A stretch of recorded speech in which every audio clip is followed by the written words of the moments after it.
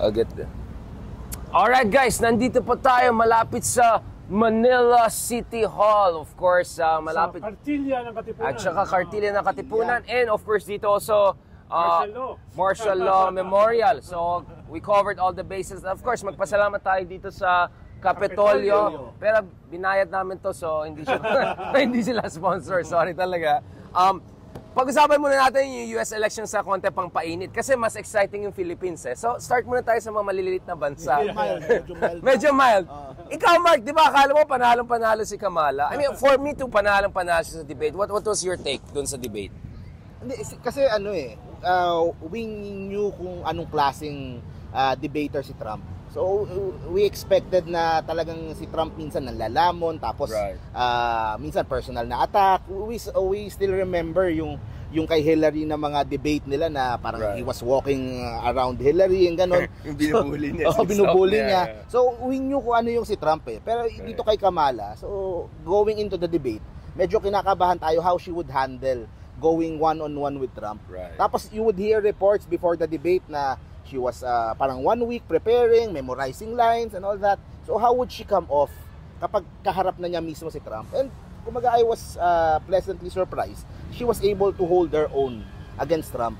Yung hindi siya yung troll niya si Trump, di ba? Yung crowds mo, nabobore ang tao, iniiwan ka kagad, yung guts ng pikon si Trump. Diba? So ganun naman pag debate, when you're debating against someone like Trump, it's not so much, hindi lang tungkol sa mga issues, pero it's about sound bites, it's about trolling si Trump, it's about pikunin yung si Trump. That's how you win a debate against Trump. So sa akin lang, yung the mere fact na she was able to hold her own, wala siyang masyadong parang mga tawag yung mga sablay, mga sobrang sablay na moments. In fairness, 'di ba? So yun lang, that in itself is a victory. And she was able to yung kanyang message about sa abortion, yung kanyang message panalo siya doon. So dun sa audience that she was trying to reach, na it shows that she was able to hold her own. And kumbaga kung magkakaroon ng second debate, mas confident on her side moving forward. Hindi na daw, last night nag-message si Trump na wala na. Panalo daw siya ng 109-8. Sabi niya doon sa kung UFC daw 'yon. Sobrang daw yun. So that means I think he didn't feel good about that debate. Kaya ayun na mag-rematch. Sir Ronald, you and I weirdly had almost the same take. I mean, tama si Mark for the middle 40 minutes, complete domination by Kamala. Nagkalat si Trump. But I think he's opening on the economy. Hindi ako convinced masyado kay Kamala. On inflation, employment. At saka yung sa closing, nung binalikan ka, medyo Trump was able to regain it. So I think the middle was really Kamala. It's not even close. Pero in the opening and closing, I don't think Trump was knocked out really, was he? No-brainer naman eh. Clearly naman panalo si Kamala. Lalo na, ang invoke niya ay values, principles, unity, future, no? Kaya he said the right words. Si Trump is more predictable. Alam mo, yung kanyang populist playbook, yun ang magka-come into play. Pero I wouldn't underestimate that populist playbook, catering to hate, catering to fears, no? Dahil ang labanan dito is not the general population of the US.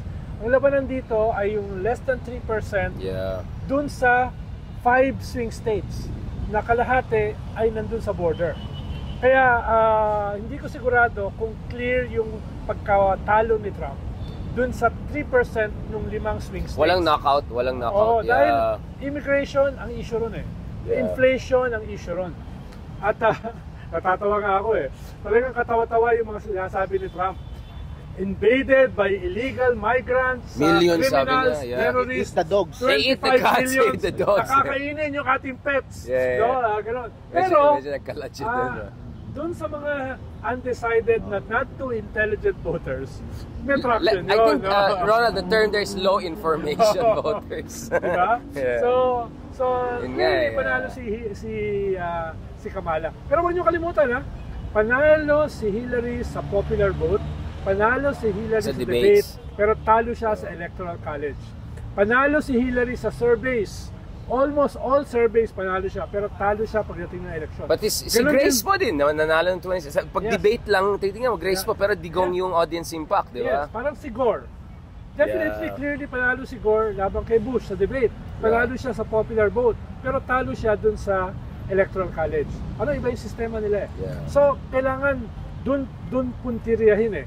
Targeted yung tira mo kay Bush. Kay Trump. Surgical attack dapat. Dapat na profiling mo yung 3% na yan. Ano bang issue sa kanila? Yung initial poll na nakita ko, ang issue sa kanila is immigration and inflation by 75%. Yeah. Yung political extremism, very small.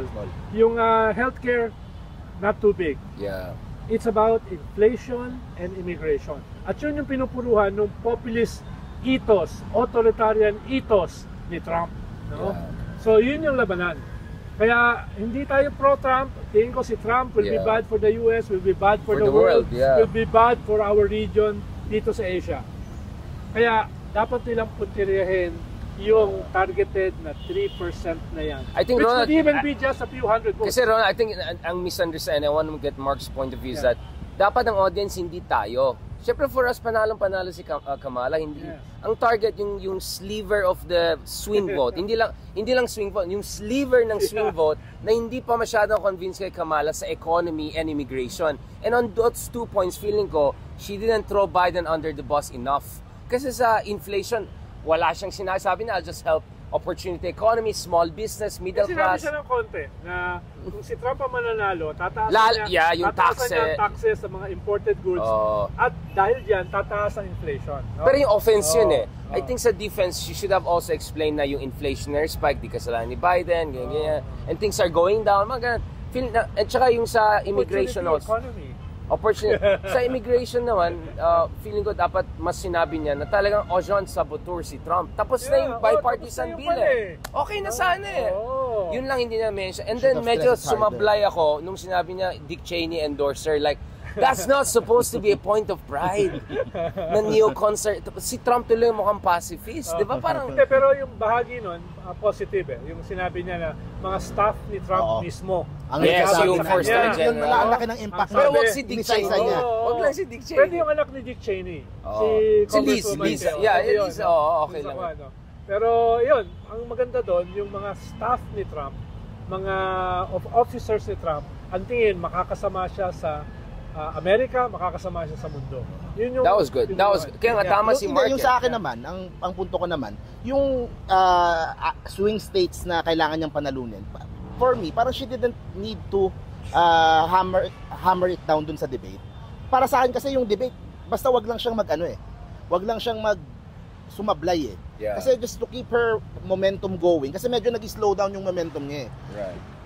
Doon sa debate, kung na-energize ulit yung crowd niya, dadami ulit yung support, dadami yung pondo, yun yung gagamitin nila to surgically strike yung swing states na pinaglalabanan nila ni Trump. Pero sa akin, exciting, yung ano lang na hindi siya napahiya, hindi siya sumablay doon sa debate, that's enough to keep her momentum going, to hopefully, tsaka niya...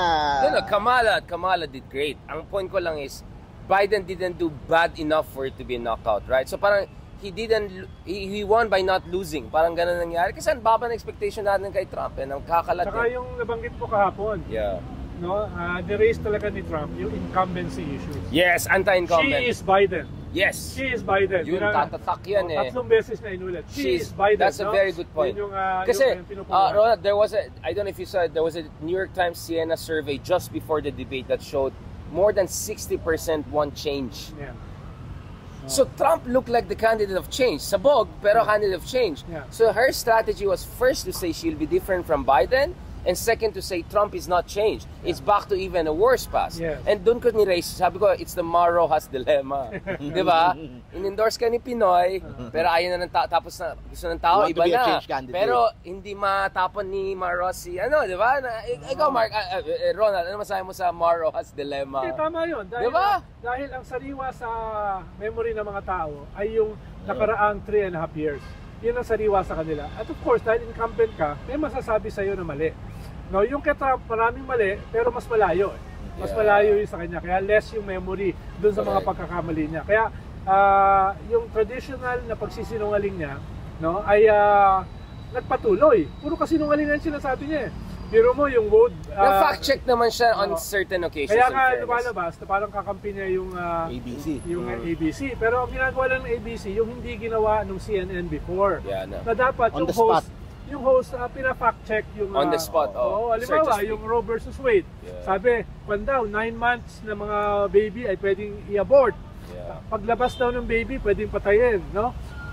Mali yun. Tsaka yung Springfield, yung kinakain yung pusa daw at aso. Oo. Sir, we've been there. There's no such thing. Yes. Pero, They say, I pero- saw on TV. pero it doesn't matter eh. It They doesn't say, matter. Ang maalala ng tao, I've yung watched. mga wild Gago na, talaga. ano na gano'n, oh. ang maalala ng tao, yung kasinungalingan yan. Yun ang lalabas sa news cycle, yun yung lalabas sa It's mga the memes. populist playbook create a huge problem, no? Immigration, no? Crime, inflation, and propose yourself as the big solution. Yun yung klaro. At ang problema ko, pasensya na lang, medyo skeptical ako sa American voters if they're intelligent enough to notice that. Sana ngayon, Just to be clear, hindi po ito reflective ng views natin. sana mas intelligent sila at this We're talking about the sliver talaga ng Yes, voters yes, na yes. unfortunately I think it's not a question of intelligence, it's more a question talaga siguro. Kasi kung driven ka by hate, nabubulagan ka dun sa yung kalidad ng candidate. Oh, Yeah. I hate their comrade Kamala, That is why it is, communist, a question radical leftist, mga ganyan. That is why it's a question of intelligence. Yeah. Well, I would say Nabubudol. political leaning. Nabubudol Ayan. no? Oh, speaking of budol, Pero yung kanyang tira kay Kamala na Yeah. Comrade Kamala. 3 beses niya binanggit yun eh. Comrade Kamala. Natamaan ka, no? Marxist Kamala, no? Marxist ang father. Nag-resonate no? ba yung ganun? O parang Sa Walang kanila. traction na yun. Walang Walang traction, na no? yun. sa kanila lang yun. Ginawa yun Oo. kay Obama. No? Socialist, communist. Muslim Brotherhood, Oo. Hussein, Barack Hussein. Ginawa yun dati. Hindi naman Hindi umubra. Now, speaking of budol, Yeah. so I just wanted to say that kasi I'm just saying na saan kaming galing ni Ronald. Obviously, panalo si Kamala. No question about it. Tama si Mark. Domination, especially yung middle 40 minutes. But ang point ko kasi, ang target naman hindi tayo. Ang target naman hindi yung average reasonable person. Ang target yung sliver na very skeptical on economy and immigration. I just felt Kamala was not enough candidate of change with more than 60% in the CNN New York Times poll saying before the debate that they want a candidate of change. So, yun lang sa akin. And more than 30% said, parang di pa nila kilala si Kamala. Masyado siyang everything and nothing, di ba? So, medyo hilaw ng konti. At Yeah. isang problema na inamin naman ni Gabriel, yung young Democrat kahapon, Right. no? Inamin naman niya is bringing out the votes. Halimbawa, Filipino-Americans, marami hindi bumoboto. Correct. No? So, yung mga Asians, yung mga Hispanics, yung mga Blacks, tamad. dapat sigurado sanang panalo ang mga katulad ni Kamala. Pero usually, ay hindi sila They don't lumalabas. show up. Kaya yun yung unang major battle. No? Yun nga, tama good si point. Sir Richard nga, si Sir Ronald nga, Tanda ako. aside from yung mga undecided na pinag-uusapan natin na kailangan maswing mo to your camp, yung mga nasa kampo mo na, they need to be energized enough to show up on election day. I think yun ang mas nag-ano ni Kamala instead of just focusing doon sa mga undecided. Alam mo, 3 times binanggit ni Kamala, I was a small middle class yeah. kid. No? Totoo naman. Na may sa inulit Yeah, ko. totoo Ibig yan. sabihin, target target na yung middle niya. class, pero sa kanya na yun eh. Yeah. Ang target mo ay yung mga old white Americans na Sa Rust Belts, kasi walang trabaho. At yung mga walang- high school graduates Oo, na wala pang insecure, trabaho. insecure. Good point, Yun yeah. yung Sliver. Yun yung base ng Tea Party. Oh. Yun yung base ng mga lunatics Oh. supporting Trump. No? Yeah. Itong mga lonely, Disaffected. middle-aged, Yeah. white Americans, Yeah, no? yeah, Na disaffected. hinuwalayan ng mga asawa. Yeah. Sir Ronald, wag muna tayo pumunta sa mga ganyan na Marites. Pero speaking of Marites, marami naman nagalit sa akin kahapon at saka isang araw kasi may pinost ako na TikTok version at saka post, nag-viral yan. Sabi ko, hindi totoo na Marcos betrayed Duterte. Ayon lang niya maging tuta ng mga Duterte. Tapos ito yung patama. Bakit naman yung OG ay magbaho sa newbie? Dami nagalit sa akin. Dami na parat nagagalit sa'yo, no? Dami nagagalit. Pero interestingly, from two camps again. Yung mga never Marcos, galit na galit sa akin, parang ginaglamorize ko sila. Parang sabi ko, do you even know what OG means? Like, Saan kayo galing? OG is not a positive thing actually. It's original gangster, di ba? Like, wala silang humor! Well, I mean, I know the street language, but obviously hindi naman ako gangster, di ba? Tsaka, sabi ko naman, di ba, Budol Wars to. Kayo, anong take mo dyan sa ano na yan? Do you think na na-out-budol si... Okay, sige, mabait ka pala, Mark. Do you think Marcos outsmarted the Dutertes or Dutertes fatally underestimated si Marcos? Ako yung watching it unfold this whole year. Parang kang Trump rin pala, no? Watching it unfold. Crowd size. Disastrous. Crowd BBM, size. yung patience Okay ni BBM kay Sara, up to the very end, nandun hindi niya tinatanggal sa depth. He was trying to, di ba, kung if tumigil lang kayo, if you stop with the destabilization, if you stop with the attacks ng SMNI, if you stop calling Martin Tambaluslos, baka it could have been hindi ganito kalala eh. So up to the very end, di ba si Sara nandyan sa DepEd hanggang nitong just a few months ago. So I think he tried na pagbigyan itong mga Duterte as much as possible ng leeway. Kaso talagang matigas talaga yung ulo, talagang gagawa. So everyone has a breaking point. So we are where we are now. Pero tingin ko rin kasi, Mark, from the very start, wala silang plano na tuparin yung alleged commitment kay Sara na siya yung successor. Yun yung isang fundamental. If you are already in power, ba't mo ibibigay sa iba? Kung gusto mo yung anak mo ay magkaroon ng political future, bakit ibibigay mo sa iba na pwedeng hindi na gawin yun? No? So tingin ko at a certain point, it dawned on them na wag na namin ipasa. No? Continuity na ito. Lalo na napaka-unpredictable ng mga Duterte. Napaka-unpredictable ng mga kalyado mo. Lalo na nung nag-shift ka ng foreign policy. No? So, it's also a mixture ng mga personal decisions na for continuity at also policy decisions. Na humiwalay ka na doon sa Tokhang eh. Humiwalay ka na doon sa EJK. Humiwalay ka na doon sa foreign policy na pro-China. So, eventually, something has to give. At ang nangyari lang it gave earlier.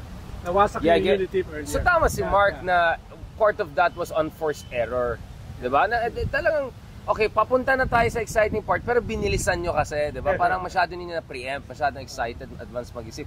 But Sir Ronald, I want to go back to this because I think people misunderstand na parang na sobrang natutuwa tayo sa pagbaksak ng Dutertes. We're turning a blind eye to the Marcos side. One thing I'm hearing, and both of you... Ako natutuwa. Well, natutuwa tayo pero hindi tayo natutuwa sa pwede maiwan. Because just to be clear, ito I don't know what you guys think about this, pero what some people are telling me is that once nawasak tong mga Dutertes na to, which is not totally impossible, although you never underestimate Dutertes, pipilitin na talaga nila bahagi ng continuity is charter change. Charter change or talagang gagarapalin yung 2028 parang sarili ng kandidato because the ultimate decision, the ultimate game is Sandro after the next cycle, whether it's 2032 or no, I mean kung mag-constitutional change, it could be every 3 years or 2034, diba? So I just want to make clear to people na hindi naman tayo nagbubulag-bulagan doon. It's just that hindi mo pwede isabay lahat. You have to take each fight at a time while keeping an eye on the next phase. Ang tawag ni Lenin doon? Ayun na naman. Lenin hindi Lenny. Direction of the main blow. Exactly. So alam natin saan papunta ito.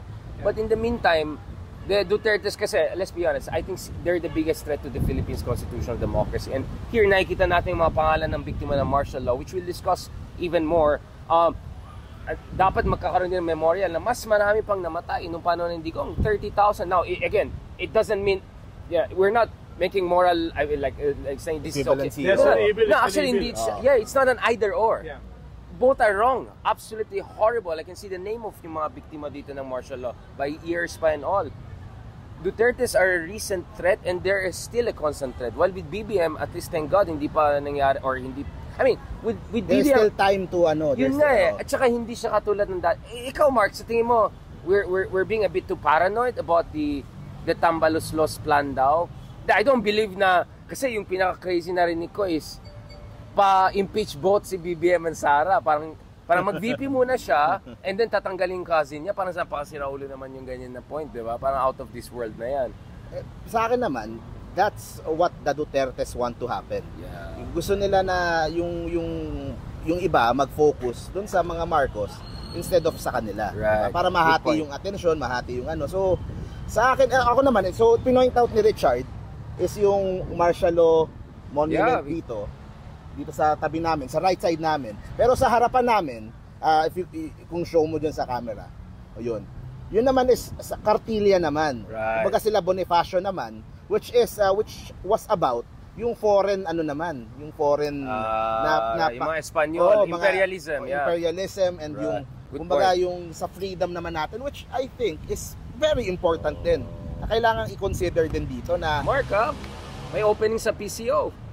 Maganda yung ginawa ng spin, talagang galing. So what you're saying is at least with BBM there's no threat of surrendering West Philippines Sea or maintutan ng China. Hindi, kumbaga more than just yung awayan nung dalawang pamilya. Kasi sanay naman tayo. 40 years nang nag-aaway yung or more or 50 years na yung mga Marcos at yung mga nandun sa Dilao, and ang tagal na sanay na tayo diyan. Pero ibang usapan kasi kapag ibang bansa na yung nakikialam, pag ibang bansa na yung pumapasok, kumbaga yung sovereignty and yung freedom natin as a whole country involved. Kumbaga that takes on a different level of threat, dapat kasama din sa pagdesisyon natin how to handle the situation now. So of course, kailangan iniisip mo din what will happen in 2028, what will happen in 2034. 'Di ba? Kaya nga yun yung mga, 'di ba, calls nung ibang kasama ng kakampings na yung mga calls ni Trillanes na dapat hindi tumitigil nung grassroots. Dapat even after the 2022 elections, 2022 defeat nung election. Okay. Dapat nagtuloy-tuloy. Dapat hindi tumitigil. Dapat it's kumbaga you grow the movement every election cycle. Tuloy-tuloy dapat na paglaki.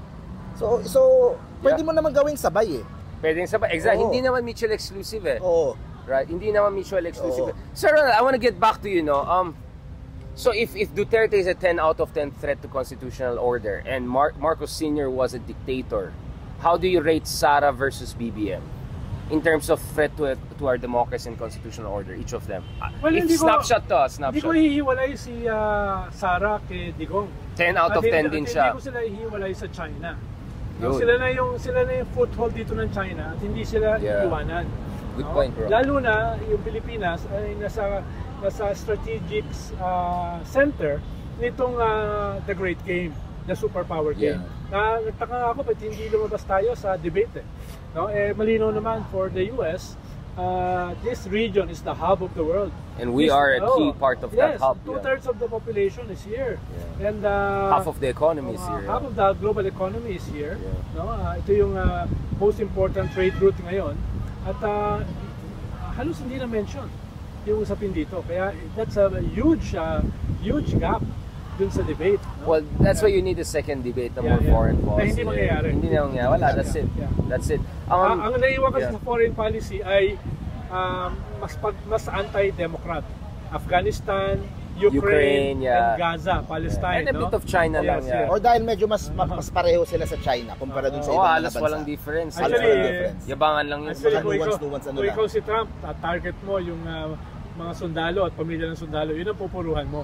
Na anong ginawa ng Democrats Gold Star dito? families. Yung sa Afghanistan kasi talagang supply si Biden. We left several hundred billion in armaments sa Afghanistan, Yung mga tangke na napunta sa kalaban, sa Iran, sa Pakistan, sa Russia. Tapos we're funding the genocidal war ng Israel dito sa Palestine. Dapat galing yung pinuruhan niya pero hindi, kaso it's not like Kamala is very different also an Israeli issue, right? Or something like that. So tama naman siya. Medyo hindi masyado malaking agwat nila on Israel, on China, gano'n. Ukraine lang, yun yung talagang big difference. No, but going back again to BBM and Philippines, ikaw, Ronald, do you think we're slipping on a potential threat of Marcos II? Like a subversion? Hindi naman, di ba? Not yet. Dahil dito sa anti-Duterte ay isang potential ito para lumakas yung progressive movement. Isang potential ito para lumakas yung mga liberal democratic movement. Sinasabi ko potential hindi necessarily lumalakas sila. Actualize dahil dapat. Ikaw yung sharp end of the spear dito sa tira na ito Yung mga iba, yung mga ibang mga kalyado ng gobyerno, medyo blunt sila Kaya nga ang ginagamit nila mga progressives sa Senate at saka sa House, unless hindi mo napansin. Right. Ang front attack sa Senate, sila Risa. Ang front attack sa Congress, yung Makabayan Black. No? And their allies outside. No? So, dahil mahirap banatan ng mga vulnerable na mga senador at saka kongresista, yung mga Duterte. No? Ito yung mga may credibility. At kung gagamitin nila yung credibility nila yan para i-expand yung kanilang base, ay may hirapan yung mga balak bumalik sa isang authoritarian system. Or at least baguhin yung constitution for a more authoritarian constitution. So it's fluid. It's a balance of forces. Balance of forces. Ikaw, Mark, hindi ka naman progressive like me and Ronald. Ronald obviously is way more right-wing than me. Going back to this, Mark, hindi, ikaw from a neutral stand, as a centrist Filipino, di ba? Anong basa mo kay Mark? Anong basa mo kay Marcos kung ikaw ay ordinaryong Filipino na walang ideological leading so far? Saan ka kakapos? Economy, di ba? Parang doon yung medyo yun, malapit sa section talaga. Yun talaga yung pinaka issue. Pinaka sa ordinary. Yun yung binabanat nila Marcos. Hindi sila medyo nahihirapan sa community. Ginagawa nila towards that. Pero tama yung sinabi ni Senator Ron. The Big R. The Big R. Na yung atake sa mga Duterte, lumalakas yung Marcos camp. Pero it's also an opportunity para lumakas yung progressive camp, lumalakas yung pink camp. Diba? It's also a chance. Yeah. Kasi binabawasan mo ng support yung yung Duterte na side eh. Ang tanong na lang, kanino mapupunta yun? Mapupunta ba sa mga Marcos? Mapupunta ba mapupunta kay Tulfo? Or mapupunta kay So huwag natin kalimutan sa Okta survey 2 months ago, ay 31% ayaw sa both Marcos and Duterte. 11% are undecided and 6% are opposition, yung traditional pink opposition. That's half of the population. Naghahanap ng bago. For grabs. Diba? At sabi mo, kung walang magiging alternative dyan, pupunta yan sa mga Tulfo. Yeah. No? Dahil may brand eh. Ang pupuntahan yan, sino ba yung brand na tingin nila ay bumabanat sa mga institusyon na hindi sila dinadala at sasamahan sila sa kalsada, no? Kaya ang lakas ng Tulfo brand, ipatulpo mo, di ba? Grabe no, kasi ang labanan ngayon for number 1 na Erwin and Bitag. Grabe.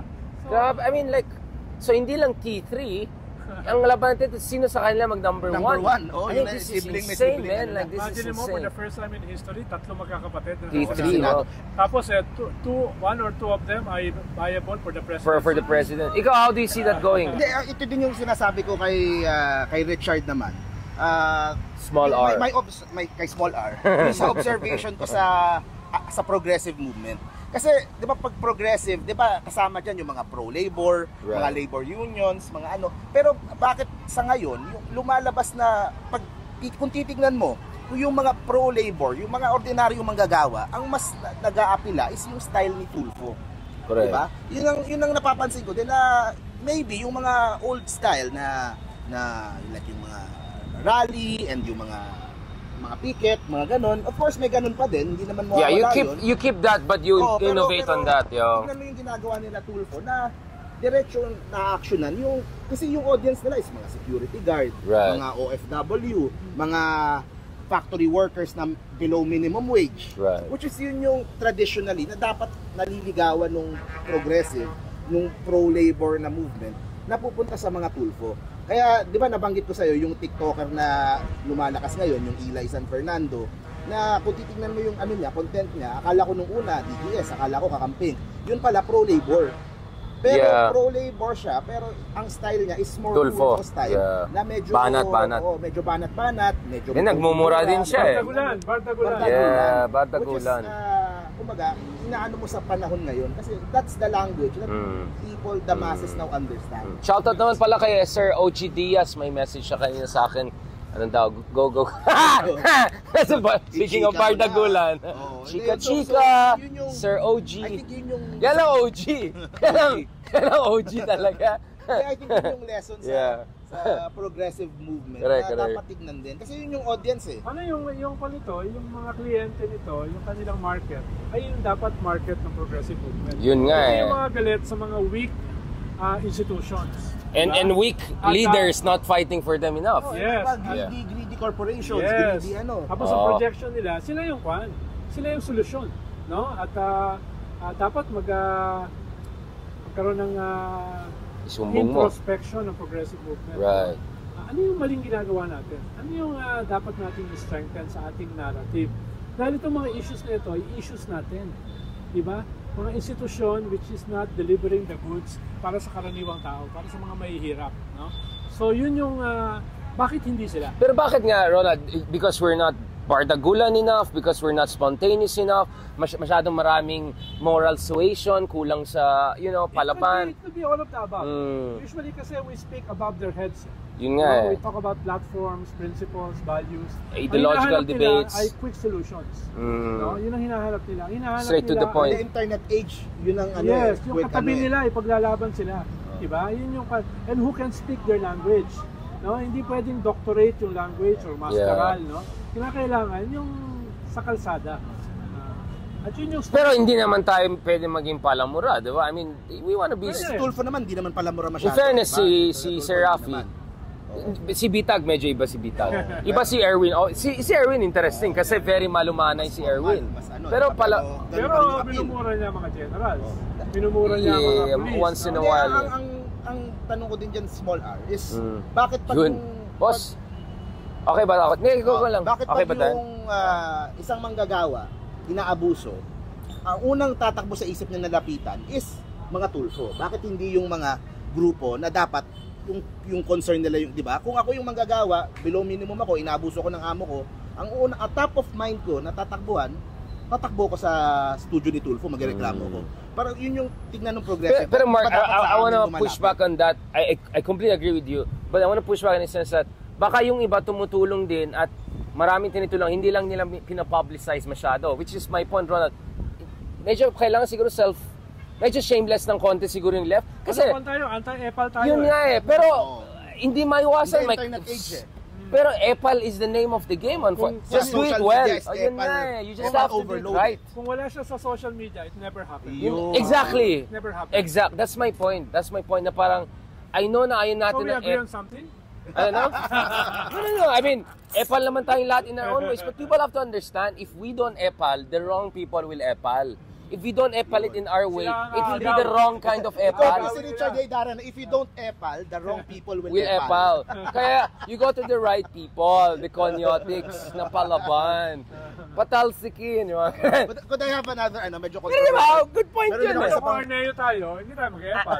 Aneo. Ang sabi ni David Ako Nay, naman ang- Aneo. ako na naman ang- What was it? Pero, Aneo. ito, we have another controversial na medyo take din dun sa buong issue. Go, bro, go. Ito kasi, I'm for the, kahit tignan mo yung statements ni Sara laban dito kala Romualdez, parating merong red tagging pa rin. So, yung issue ng red tagging pa rin. Pero sa akin kasi, when I take on that whole issue, nasa phase tayo ngayon na the armed component, yung armed movement is on a decline. Pababa na, Yeah. pakunti na yung mga barangay, pakunti na yung mga ano. So, syempre siguro sa audience ni Richard, baka merong mga kukonta sa akin or ano sa akin, pero patapos na eh. Troll nyo na, troll nyo na. Ako, I Bash, always bash. say doon sa vlogs ko na yung armed side nung buong conflict na yon, nung buong yung NPA and all that, there's a chance that the whole armed side will end by that end of PBM's term. So this is an opportunity then for the progressives or yung mga nasa left or yung mga nasa kung anumang Panig sila. makabayan block and all that Right. to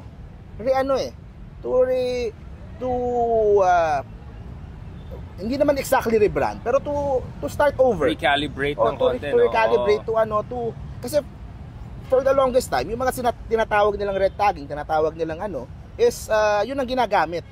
Right. Yun din yung it's something din na ano din yung ibang tao. Meron ding Pero in a way, ginagawa nila partly dahil sila yung nangunguna dito sa atake sa Congress sa mga Duterte. Pero at the same time, the whole pusit thing, kung alam mo yung nangyayari sa Communist Party of the Philippines, ay meron silang, nasa gitna sila ngayon ng purging. Nasa gitna sila ngayon ng tinatawag na Third Rectification Movement. Oh, hindi ko alam yan. May natira pang tao. Mainit. Meron silang 25 pages Alis na nagpa-purging sila ngayon, no? Na nagbabanatan sila internally. Na yung second... anong basis for that fight? Well, ang tingin nila, some of their members are becoming too reformist, too electoral. Ang tingin nila, some of their members are becoming too pragmatic. Ang tingin nila, some of their members are becoming too dogmatic. So, kung babasahin mo yung pages, 25 pages, medyo magulo. Dahil maliit ka na, tapos nag-away-away pa kayo. Tatlo na nga lang kayo. Alam mo, ang rectification sa loob ng partito is bloody. No? Purge yan, talagang purge. Hindi yan simpleng ine-expel mo papagalitan mo lang. No? Si Richard mawawala. No? So, ganyan yung awayan dyan. Kaya yung scars nung first at saka second rectification movement, nandyan pa rin. At yan yung nag-cause ng major split kung bakit sila fundamentally humina. Pero ngayon, pero mo ginagawa pa rin. No? So, pero why would they do that? Because gives them a sense of agency over their fate? Kasi feeling na helpless na sila. During a time of political and ideological confusion, fanaticism prevails. So yun ang kanila. We have to be more dogmatic. We have to be more loyal to the ideology. No? Kasi hindi ma-process yung complexity of the situation. Kaya nga nung second split, anong nahati between rejectionists and reaffirmists. Yung reaffirmists, yung nag-reaffirm yung old Maoist principles na isolate the cities by the countryside, protect the people's war, etc. etc. So ngayon, nandun ka na naman. Pero ngayon, nangyayari yan at their weakest. Yung sinasabi nga ni Mark. So, hindi natin alam ano mangyayari sa grupo na yan. No? Yung iba ba, mag-shift na talaga sa electoral parliamentary? Okay, speaking of progressives, I interviewed Franz Castro, Representative Castro kahapon, no? And she was saying, sabi ko, ba't di kayo nagsama ng ibang grupo? Ba't nag-feel kayo? Well, she's comfortable with me, di ba? Sabi niya, walang nag-offer eh. Kaya, walang nag-offer. And she said in a very sweet way. And she said, kaya gagawin namin yan. Pero she didn't turn down the idea of working with sila Risa, a grand coalition. Hirap kasi mag-offer kung hindi malinaw kung ano ka at this point. Hindi, mahirap mag-offer kung nasa gitna ka ng isang rectification movement. Baka madamay pa yung mag-offer. Medyo magulo. But speaking of opposition, anong basa natin so far dun sa strategy ng well, at least sila Risa and all, di ba? Tinitirang administration on inflation, yung nung PSA at saka NEDA assessment ng poverty threshold. Ronald, what is your read that? And I'll go to Mark. Well, maganda naman dahil nanggaling sila dun sa very marginal sila, nag-iisa, dalawa lang sila sa Senado, di ba? So, coming from there, medyo successful. Nagme-mainstreaming sila. Right. Pero at the same time, kailangan mo i-assess itong mga issues pa na ito, na-exhaust mo na. Halimbawa, yung last hearing kay Alice Go, wala ka na mapiga eh. So, anong level ka na pupunta? Oo nga, medyo na-juice out na, baka magmukhang kompasya, magmukhang martir. Mukhang bugbog sarado masyado. Yung Cassandra Ong issue, no? Baka packaging niya, girl next door, kawawa naman, no? Nakita na nga tong So, saan mo dadali niya? Kailangan, huwag kang mahulog sa trap, no? Nung mga proponents ng mga recidivist elements na yan, no? So yun yung tingin ko na dapat maging circumspect sila Risa at saka yung ibang progressive na dala-dala ito, no? So saan mo dadali niyan? Baka ibang level na. I-adjust mo na eh. Tsaka law enforcement na yan. At some point you have to leave it to law. Tapos tama na yung scrutiny, but eventually it has to go down. Ikaw, Mark, sa tingin mo medyo nagiging laos na yung issue na yan, na sobrang na? Hindi pa naman, pero mukhang malapit na nga. Malapit na, no? So, at saka daming umepal na eh. Daming sumali na sa mga Johnny-come-latelys na medyo sumasali na hindi wala naman sa oras and all of that, no? Pero tama naman yung kailangan naman, meron pa rin nagbabantay dun sa mga ibang issues. Hindi naman pwedeng iikot lang yung natin dyan sa mga pogo and although important yan, importante din na may nakatutok din dun sa Pero Mark, dun papasok yung mas marami sana yung ginagawa ng Quad. Okay yun, no? Dinidikit-dikit mo. Pogo, drugs, consolidated, no? EJK, no? Etc. Dinidikit mo. Tapos malinaw kung saan papunta. Di ba?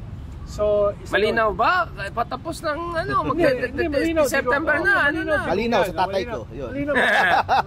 Ay, mukhang, okay, thank you.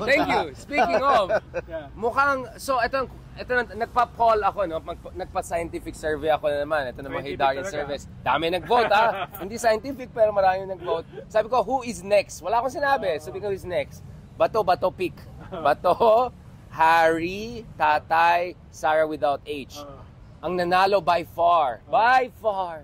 Not even close, not even close. Si Harry Parrot. Ay, sorry. Si Harry. So, 50% siya lang, di ba? Oh, hindi, just today. Just today, kanina, Kinontempt siya, no? So, patay malinaw tayo na dyan. papunta So yan. paano doon na siya sa Kongreso mag-stay? Yes. For the rest of the quad? Mag-SMNI na siya. Pinahalikan niya ang mga refs. At Ay. siya ay political detainee. Okay. No? So, matutuloy yung na yung kanyang- kanyang ano na Pero yung gano'n. kanyang pinapatawag na uprising, people power, mukhang isang platitong mali pa rin. Kasama. Wait.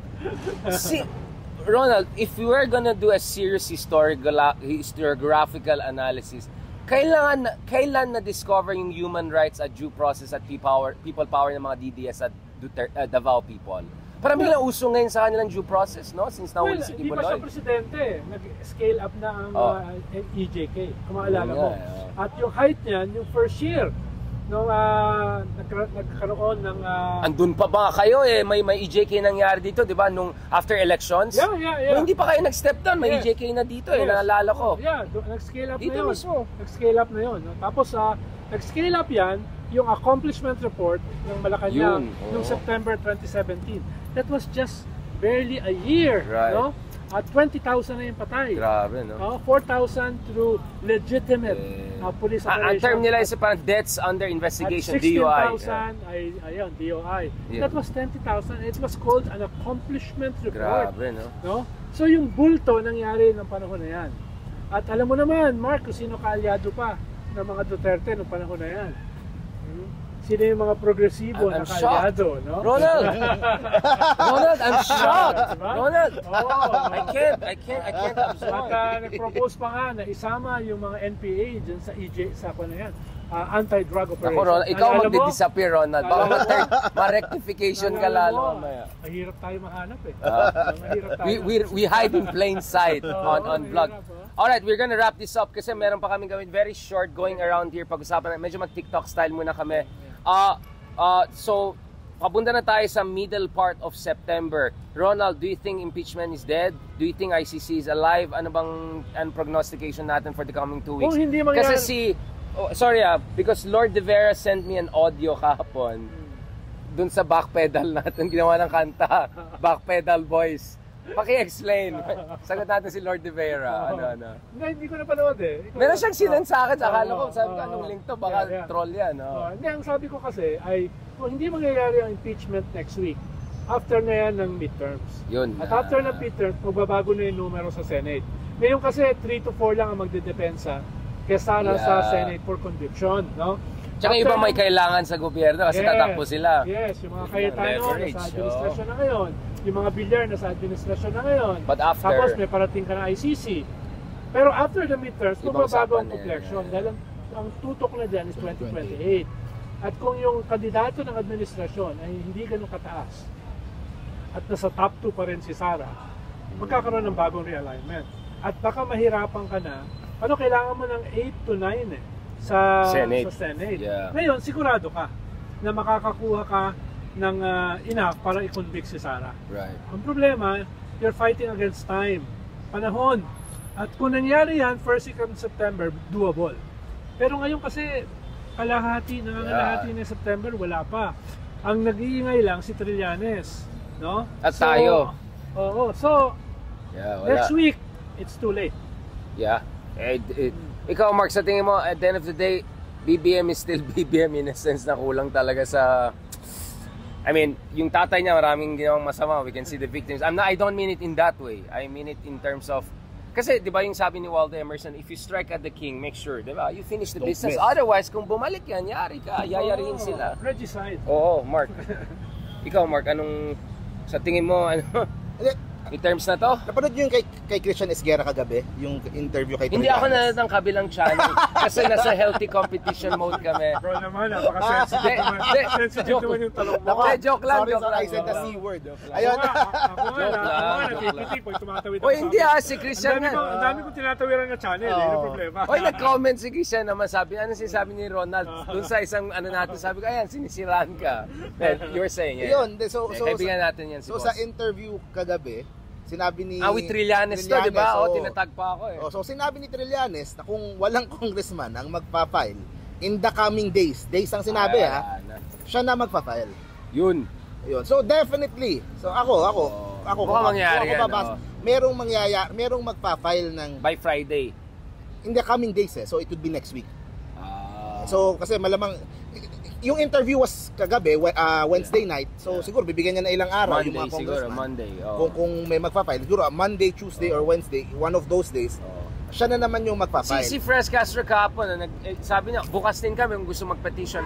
We can do it in their behalf. So, mukhang may nagvo-volunteer ng iba na parang walang gumagalaw Kung walang ano. Parang mahirap makasama ni Trillanes yung kaliwa. Yun that would be the ultimate horseshoe, di ba? Right wing military tapos left Hindi wing. dapat si Franz Castro yung yung dalawa siguro nila. Dami ron Kung meron man sa kanila. Kasi kung si Franz, yun na naman, same narrative na naman yung ihirit ng kabila na I think, convicted, ganyan. Actually, isa lang ang kailangan to endorse. Yun nga, I think no one wants to be the tall grass Kasi yayarin ka ng buong DDS. Baka pwede si DF. Yun. Oo. Yun Si lang. DF ang mag-yakwan. Siya naman yung nandun sa gitna. No? Kailangan lang niya ayusin yung kanyang grammar. Tsaka yung kanyang Jinglish. Jinglish. Sino to? Wala lang. Ay, wala akong Fernandez. Okay. wala akong alam dyan. Mababas na naman tayo ng show natin. Papakinggan ko siya. Kaibigan ko si DF. Ito yung papakinggan ko siya. May murder niya English language. Ayun. Pero ito sa akin last na lang. Magaling Yung interview ni Sara, doon sa kung saan inatake na niya si Romualdez, inatake na niya si Saldico. So ano na, yan na yung mode ni Sara. Kumbaga, mahina Pero yung Bratinella, siya pa nagbanggit. Tatama sa kanya, babanda sa kanya yun pero for some reason, parang may dinadaga yung ilang mga kongresista natin kapag yan na yung ano. So buti na lang kami ni Picard, hindi kami dinadaga. Wait, we're next to Manila City Hall. We didn't discuss Manila at all. Habang naglalakad. Kinakabahan ba tayo? Sa lakad-lakad. Doon na lang, lakad-lakad. Alright guys, thank you very much. May isang oras na tayo. Nagpaparinig na yung isang guest natin kasi papunta sa kabilang channel na kaibigan naman natin to. Salamat po on that note. Thank you very much guys. Talk to you soon. Maraming salamat. Okay, ang dami natin. Mabilis lang tayo sa Ronald, 5 minutes. Guys, mag-ano lang kami live dyan sa 2:20 kami na lang. Baka ano oras pa kayo? 4, di ba? Hindi ba pwede mag-extend yung